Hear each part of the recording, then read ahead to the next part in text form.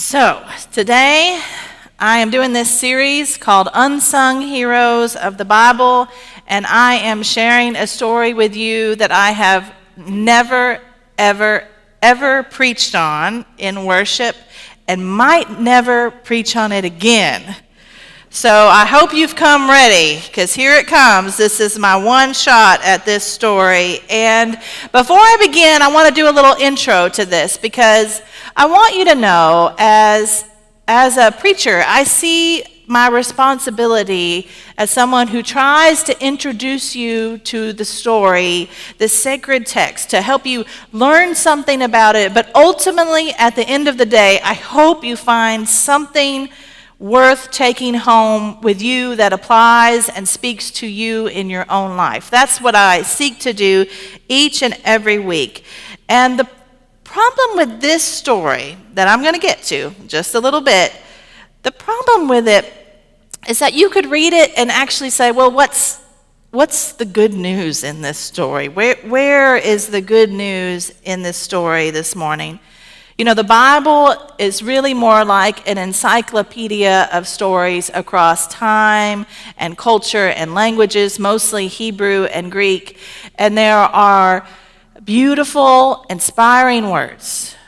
The prodigal son, the story of the Good Samaritan, prophets like Micah, you know, O mortal, what the Lord requires of you, but to do justice, love mercy, and walk humbly with your God. Micah 6:8. Beautiful words. I happen to think Jesus' Sermon on the Mount could probably change anybody's life. It is so powerful and beautiful. But the Bible also has stories that are challenging, that make us uncomfortable, that are perplexing even, disturbing. Stories where God does not seem to fit neatly inside a little box. And this one is going under the uncomfortable and disturbing category, friends. In fact, I would not be surprised if you've never even read this story in your Bible before. It's certainly, there's no nursery songs about it. I've never seen it stitched on anyone's pillow in their house. It's not even a part of the lectionary, which is the suggested order of scriptures that goes a 3-year rotation. It's not a part of it. So I'd understand if you're not familiar, but our unsung hero today's name is Jael. Now, Hebrew, they would say Jael, but I'm going to say it the Kentucky way, the way we would say it, but I want you to know the correct way. But we're going to say Jael today. And before I read the passage, I'm going to give you a little background into this story, because it begins in the book of Judges. And Judges is a book in the Old Testament that tells the story of the time when Israel was ruled by a series of 12 different judges before kings. And it happens to be told during Deborah's reign. Deborah was the fourth of the judges. She's also called a prophet, not a label commonly given to women in the Bible.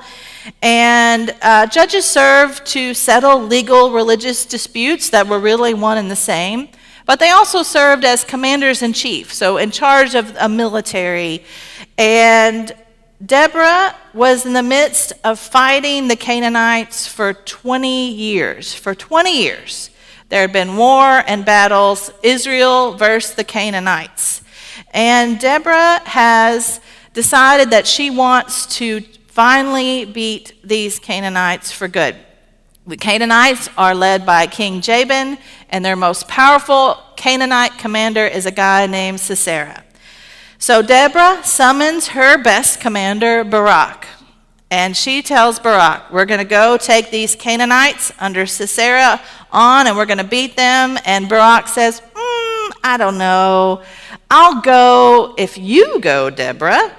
And Deborah, and this part really amuses me, because Deborah's like, fine, Barak, I'll go with you to this battle, but just because you have responded this way, there will be no hero, there will be no pride for you in winning this battle. The hero of this story is going to be a woman.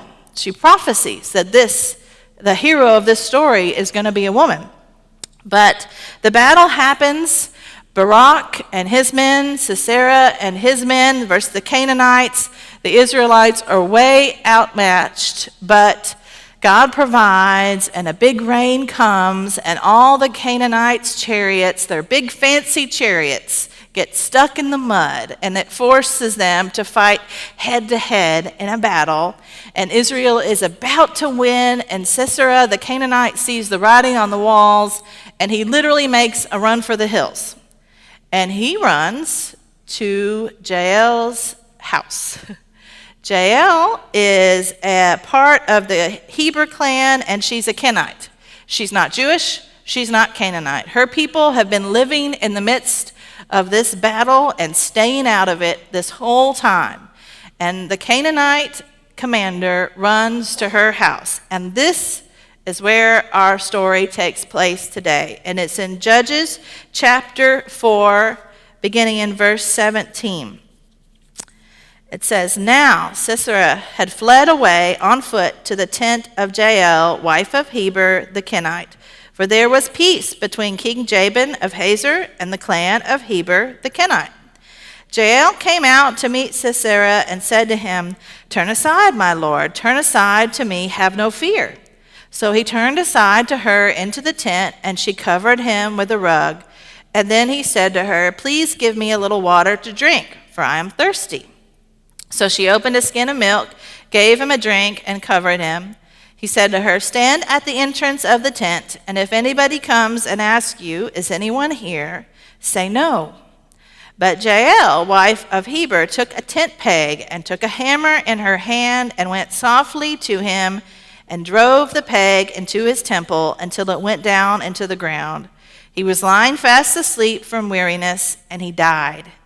Then, as Barak came in pursuit of Sisera, Jael went out to meet him and said, 'Come, I will show you the man whom you are seeking.'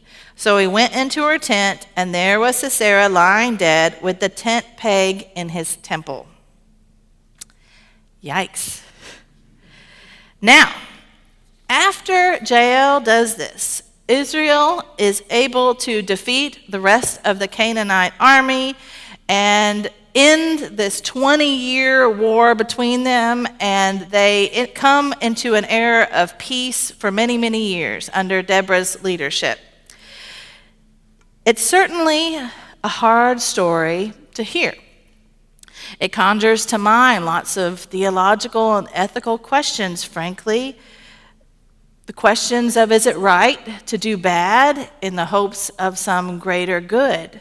Maybe you're even familiar of the concept of just war theories. Someone I admire greatly, Dietrich Bonhoeffer, who was a German minister who was imprisoned and died during World War II, put to death by his own country.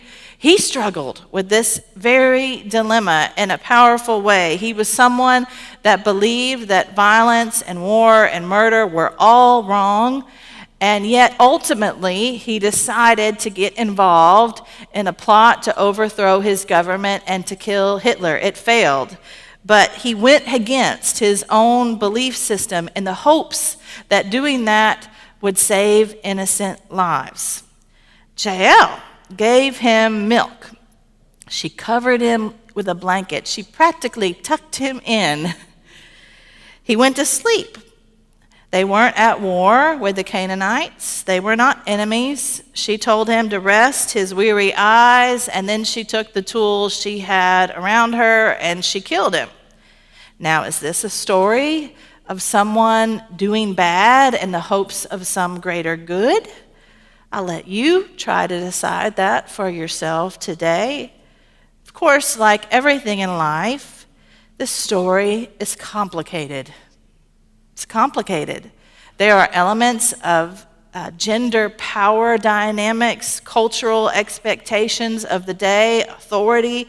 First of all, scholars are quick to point out that he is coming to her tent while her husband is not home. If her husband returned to find this man in her tent, there could be some real harsh discussions amongst the family. It could very well be some serious repercussions for her as a woman in her day. And mindful as a woman, she really had no power and control over the situation for him coming in, and he asked her to lie for him.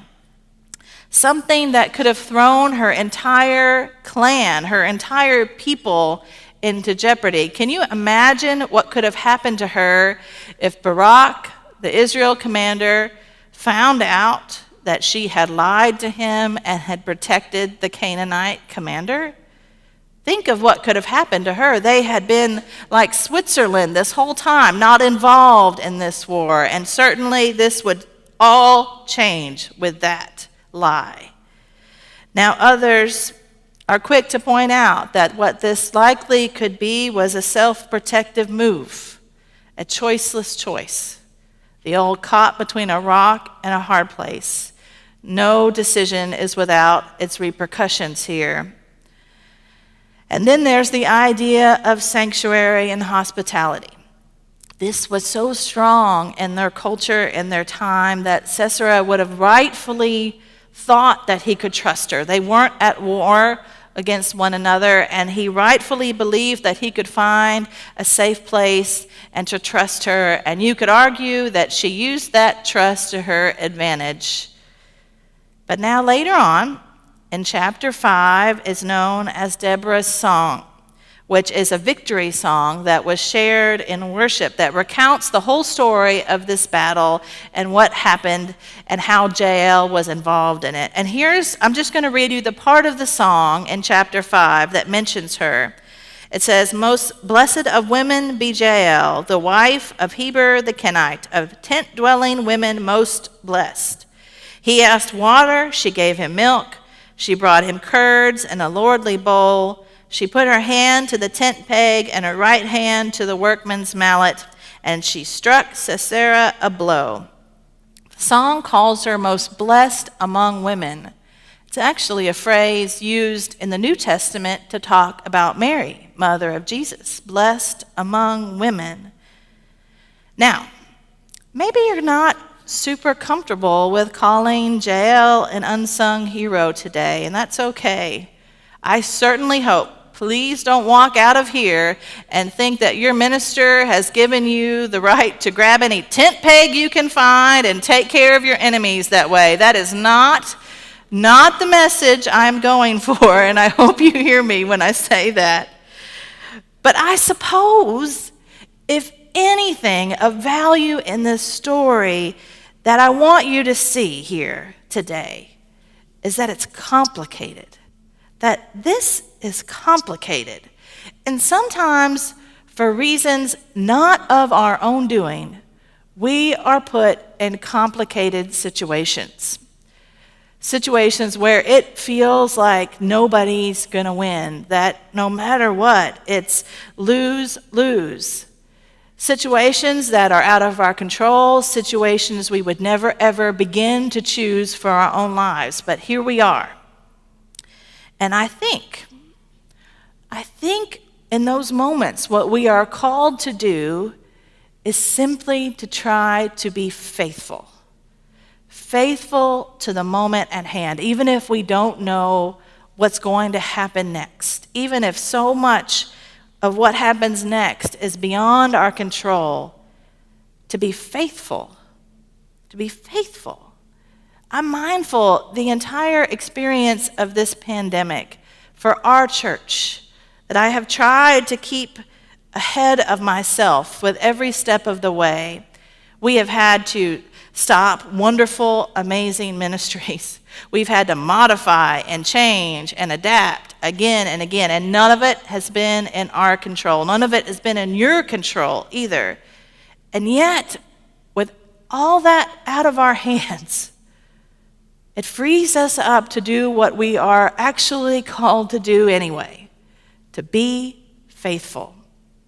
Just to try our best to be faithful to the challenge and the moment at hand and leave the rest to God. You know, I've said this quote to you so many times, I don't even remember who said it anymore, that something I keep on a Post-it note in my office, that God doesn't call us to be successful, God calls us to be faithful. You know, there's a story I thought of with this story of Jael this week, of a minister friend of mine, and I've shared it with you before. His father was the regional minister of the Christian churches in Tennessee in the 1960s. And he told me a story about how the church there, their church camp called Camp Bethany Hill, still thriving today. And the camp was coming to a decision about whether to integrate the camp. The camp had been exclusive to white people only. And the board was actually going to be voting on that measure. And the regional minister, I can only imagine, I think, the pressure it would have been to just try to keep your head down and stay out of it, to let the board fight it out amongst themselves even. The pressure of recognizing that there were likely very powerful white churches that gave a lot of money that paid his salary, that were against the decisions. But his dad that night went to that board meeting and said that if they did not vote immediately that night to make that camp a camp for all the children of the Christian churches in Tennessee, to somehow face this wrong that they had willfully embraced for far too long, that he was going to turn in his resignation that night. That's the thing. He chose to be faithful no matter the consequences. He chose to try to do the right thing. And I'm happy to tell you he kept his job that night. And Jael, blessed among women, they're still singing a song about her courage and bravery. But I suppose for all of us, in different ways, sometimes big ways, often daily small decisions, we are invited to face with courage the challenge of the present moment, to be faithful, to choose to be faithful, even if we can't even begin to know how it'll all work out or how it all will end. Even if we know how it's all so out of our control, we have a choice to be faithful and to trust the rest into God's capable hands. And you know what? That actually sounds like good news to me. Amen.